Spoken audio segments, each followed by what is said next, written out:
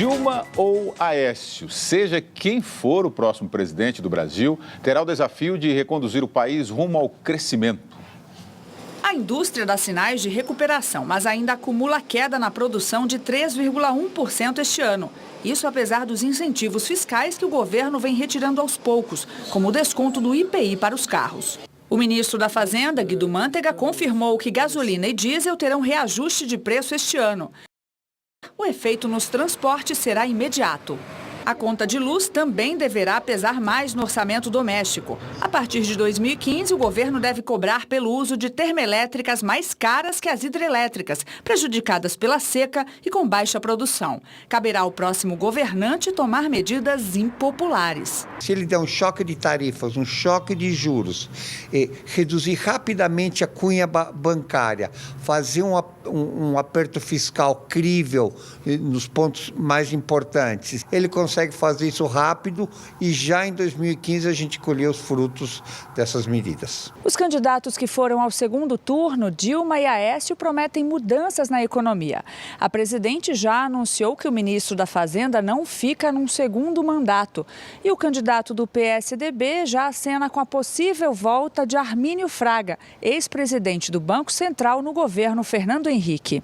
Seja quem for o comandante da economia, a tarefa será desafiadora. Fazer o país reverter o PIB abaixo de 1% e manter os empregos. Um problema bastante grande para que os economistas de plantão dos dois lados hoje tomem uma resolução e consigam fazer este milagre de abaixar a inflação ou conter a inflação sem mexer nos avanços sociais e nos empregos. Bom, o fato é que vem aumentos por aí, né? Gasolina, conta de luz, etc. E o governo vai ter que conter a inflação, como o entrevistado disse, Sim. E ampliar o colchão social. Como se faz isso? Só falta aparecer o coelhinho.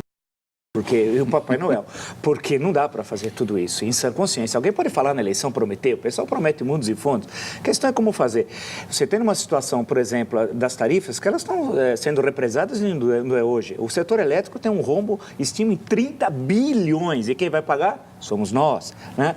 A Petrobras, todo mundo sabe que o preço real da gasolina, do etanol, não é o que está o preço na bomba. E isso está trazendo problemas para a empresa e isso vai ter de aumentar. Aumentar tem aquele efeito multiplicador no Brasil. Quando aumenta a gasolina 10%, por exemplo, todo mundo quer aumentar 10% qualquer preço de mercadoria, como se a gasolina fosse 10% do preço, como não é do conjunto das mercadorias no Brasil.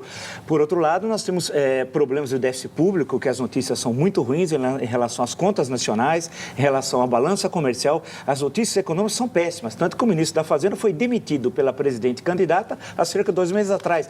Nunca na história desse país, como diria aquele senhor de São Bernardo do Campo, um ministro da Fazenda foi demitido 6 meses antes de acabar o governo, no qual ele vai permanecer, porque se fosse eu demitido dessa forma como foi, eu pedia meu boné e ir embora, porque eu não teria vergonha de permanecer no ministério sendo demitida pela presidente candidata. Isso é um absurdo, que é só igual no Brasil, igual Jabuticaba. O cara é demitido e continua, né?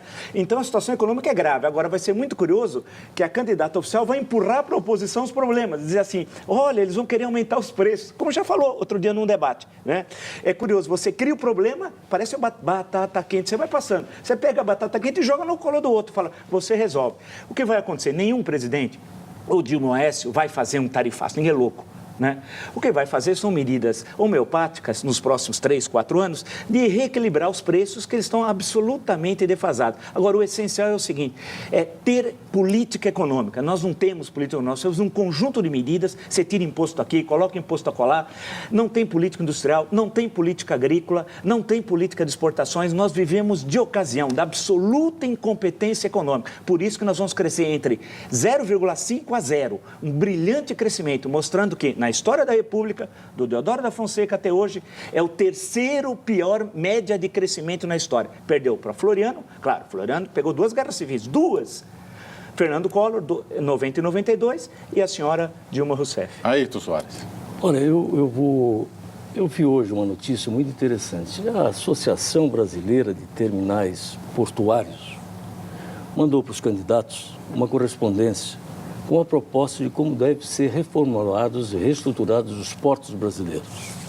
E essa associação comunica a essas personalidades, que eram os candidatos, e agora Dilma e Aécio vão receber, que tem 44 bilhões de reais para investir nos portos. São 80 empresas. 80 empresas. O grande segredo que esse governante que se eleger agora vai ter que desvendar é como é que ele vai fazer que entidades como essa possam participar das decisões nacionais. Porque os partidos não existem. Os políticos que se elegem estão lá para fim de seus interesses pessoais. É preciso buscar a sociedade civil organizada e, através dela, pegar soluções e, com ela, resolver os problemas. Se essa entidade diz que tem esses recursos para investir, você imagina como fica mais fácil você trabalhar e reestruturar os portos brasileiros. E assim em outras áreas da economia brasileira. Ou seja, o bom senso deverá levar esses candidatos a não se trancarem em torres de marfim e nem ficarem à mercê de economistas, financistas, que todos eles, com exceções de sempre, têm o rabo preso com algum grupo econômico para quem presta assessoria, que quem vai puxar. Então, não é por aí. Tem que ouvir o que há de organizado na sociedade e trazer essas organizações para o processo de decisão. A partir daí, nós começamos a achar um caminho.